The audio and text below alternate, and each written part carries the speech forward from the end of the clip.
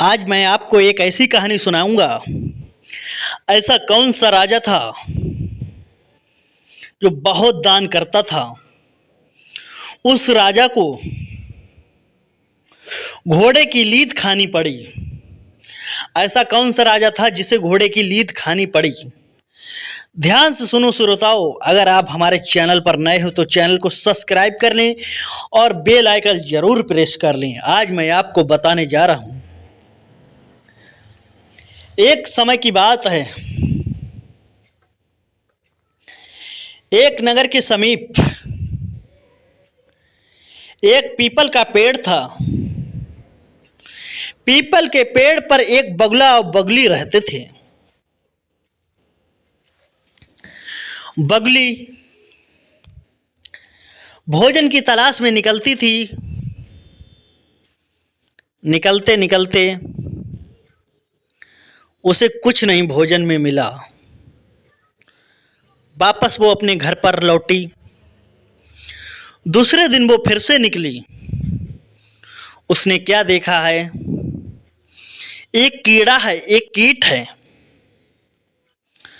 वो कुछ खा रहा है। जैसे ही उसकी नज़र उस कीड़े पर, कीट पर पड़ी, तुरंत उसे खाने के लिए वो झपटी।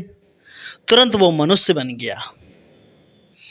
अब बगुली ये चीज देखकर, ये दृश्य देखकर वो आश्चर्य में पड़ गई कि मैं जिसको खाने वाली थी वो मनुष्य कैसे बन गया।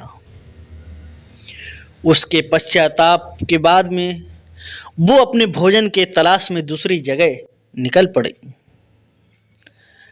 उसने कुछ भोजन किया, उसे कुछ कीड़े मिले जो खाए नाली में। फिर वो वापस अपने आप को पहुंच गई बट वृक्ष पर, जहां उसका पति देव बगुला रहता था। अपने पति बगुला से कहा, हे स्वामी, आज हम जब एक कीट को खाने के लिए पहुंचे तभी वो कीट मनुष्य बन गया। तभी बगुला समझ गया। कहने न लगा, बगली वो कीट नहीं था, वो राजा था, जिसका नाम पद्माक्ष राजा था। जो पद्माक्ष राजा था वो काशी का राजा था। वो ही राजा था। जो पद्माक्ष राजा था वो बहुत दानी राजा था। प्रतिदिन दान दिया करता था। दोनों हाथों से अशरफिया मोहरे दान देता था। जितने भी गरीब आए, भिखारी हैं, सबको दान देता था। कोई भी खाली हाथ नहीं जाता था।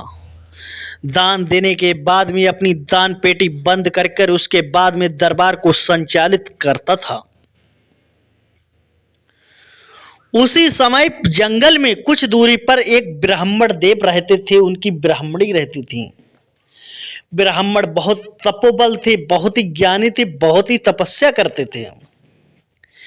ब्राह्मणी ने ब्राह्मण देव से कहा, हे ब्राह्मण देव, आप राज्य में चले जाइए। राज्य में राजा दान देते हैं, बहुत सारी असरफियां देते हैं, बहुत मोहरे देते हैं, जिनसे हमारा कुछ गुजर बसर चले। ब्राह्मण देव कहने लगे अपनी पत्नी से, मेरी आधी उम्र तो ढल गई, अब मैं नहीं जाऊंगा राजा के पास में।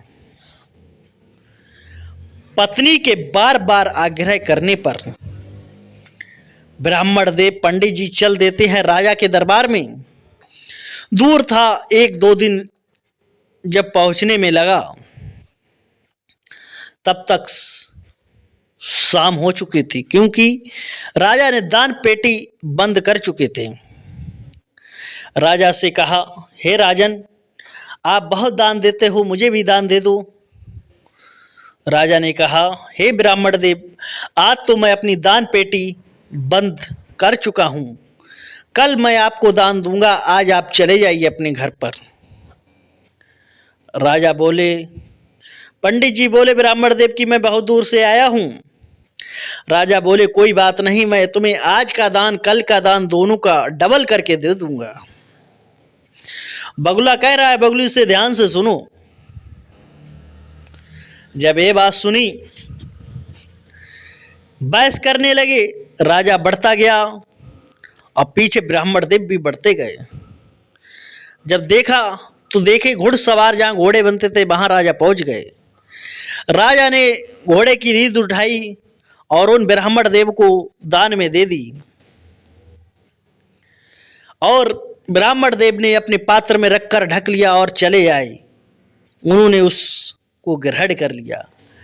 आपको बता दें, अगर कोई चीज दान दो अगर किसी के उपयोगी में ना हो तो वो दान नहीं माना जाएगा, वो 1000 गुना, क्योंकि तुम किसी को दान दोगे वो 1000 गुना बढ़ेगा। इसीलिए उन्होंने लीद दान में दी। अब वो ब्राह्मण देव अपने घर के लिए प्रस्थान करें।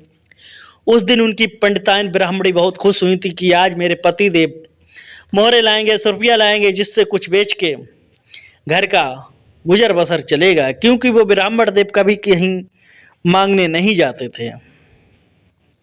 जब ये बात सुनी कहीं मांगने नहीं जाते थे वो, तब कहा क्या लाए हो? तो उन्होंने कहा देखो कि ये लीद दी है। कि हाँ कोई बात नहीं, स्वीकार कर लिया।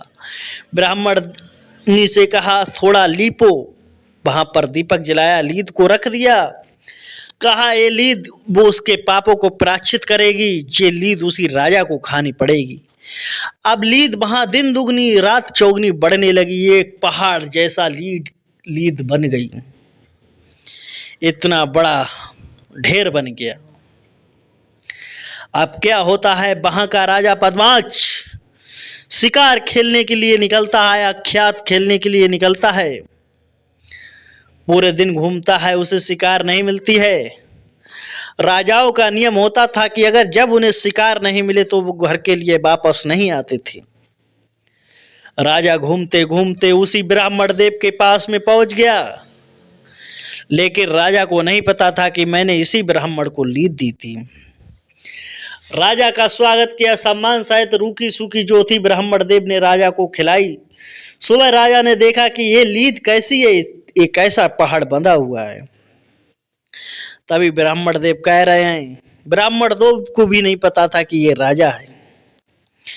ब्राह्मण देव से कहा यहाँ का एक राजा है, वो बहुत दानी था, लेकिन मैं जब उससे दान मांगने गया तो मुझे उसने घोड़े की लीद दे दी कि ये वही लीद है जैसा मेरे लिए कोई उपयोगी नहीं है। जैसे लीद बढ़ रही है वैसी लीदें उसी राजा को खानी पड़ेगी। अब ये बात सुनी राजा ने तुरंत गिड़गिड़ाने लगा, उन ब्राह्मण देव पंडित जी के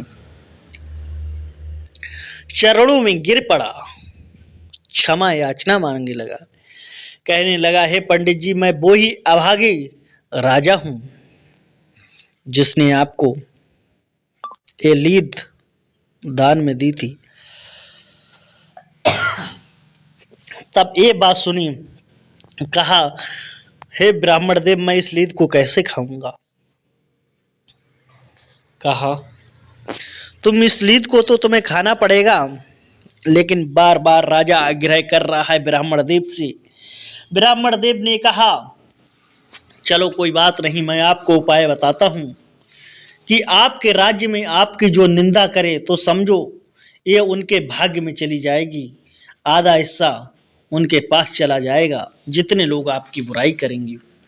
अब राजा कह रहा है कि मेरी बुराई लोग करेंगे कैसे, निंदा करेंगे कैसे, क्योंकि मैं तो इतना दान देता हूं, मैं तो धर्मात्मा हूं। तभी कहा उन्होंने, कहा कि ध्यान से देखो,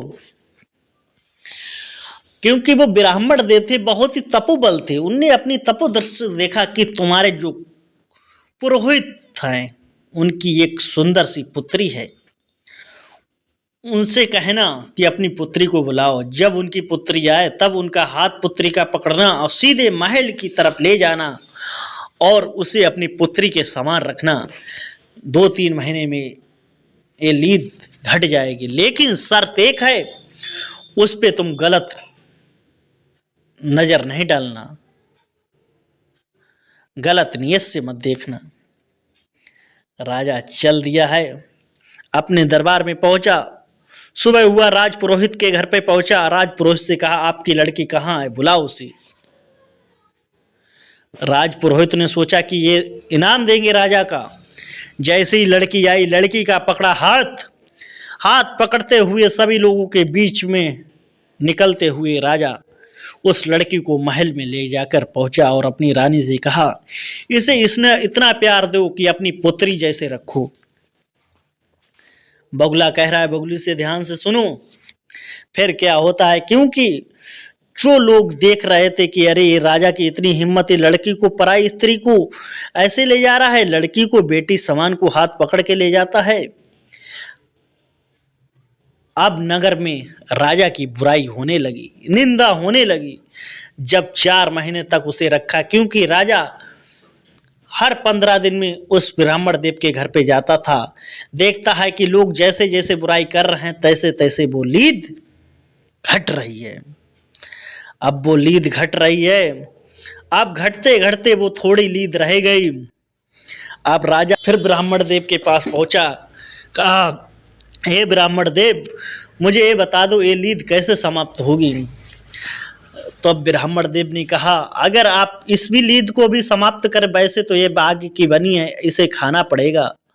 राजा ने फिर से विनम्र कहा, तो कहा, देखो हम एक ही गुरु के 2 शिष्य हैं, आपके राज्य में रहते हैं, वो पंडित जी, उनकी पत्नी बहुत सभ्य हैं, अगर आप वो लोग आपकी आलोचना कर दें, आपकी बुराई कर दें, तो ये लीद भी गायब हो सकती है।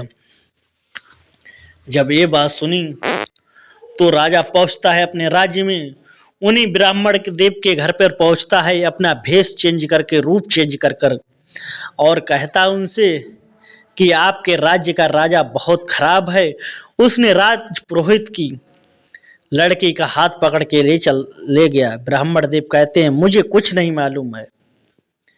फिर से वो राजा के बारे में भड़काता है, स्वयं राजा कहता है, राजा आपका बहुत गलत है, प्रजा त्राई त्राई कर रही है। ब्राह्मण देव कह रहे हैं, मुझे कोई मतलब नहीं। ब्राह्मण देव ने के देखा कि ये कौन शख्स है जो राजा की बुराई मुझसे कराना चाह रहा है। तभी उन्होंने भी अपनी तपोबल दृष्टि से देखा कि ये तो राजा है, ये मुझसे बुराई करा के लीद मुझे खिलाना चाह रहा है इसने। तभी वो ब्राह्मण देव बोले कि तुम मुझसे बुराई कराना चाह रहे हो, अपने हिस्से की लीद तुमने बहुत सारे लोगों को बुराई करके खिला चुके हो, मैं नहीं आपकी बुराई कर सकता हूँ। राजा से वहां से चला आता है और फिर ब्राह्मण देव के पास पहुंचता है जहां लीद का ढेर था। बार बार क्षमा याचना मांगता है। ब्राह्मण देव कहते हैं, ये लीद तो तुम्हें खानी पड़ेगी, तुम इस जन्म के बाद में दोबारा।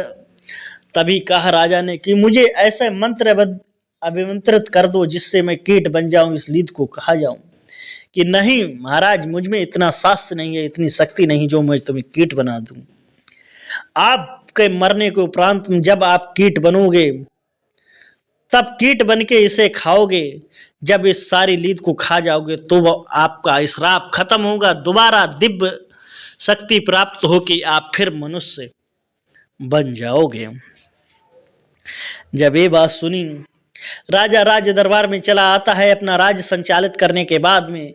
समय बीतता गया। जब राजा की मृत्यु हो गई, तब राजा को कीट का जन्म मिला। तब राजा कीट को, उसी लीद को खाते खाते कुछ कड़ बचे थे, तो कुछ कड़ खाने के लिए जब खा रहा था कीट वो, तैसे ही बगली की नज़र उस पर पड़ी, तो बगली उसे खाने को कीट को बाड़ी, तुरंत बगली मनुष्य के रूप में परिवर्तित हो गया। तभी बगुला कहता है, ये जो आप देख के आए वही पद्माक्ष राजा है काशी नगर का, ये इसे श्राप लगा था, इसने लीद दान में दी थी, इसलिए इसे लीद खानी पड़ी है। दोस्तों, अगर आपकी किसी को दान देने की क्षमता नहीं है तो दान नहीं देना चाहिए। दान में ऐसी वस्तु दो जो आपको उपयोगी हो, दूसरे के काम में आए। अगर आज आपकी वीडियो अच्छी लगी हो तो लाइक करें, शेयर करें, चैनल को सब्सक्राइब करें। जय हिंद, वंदे मातरम।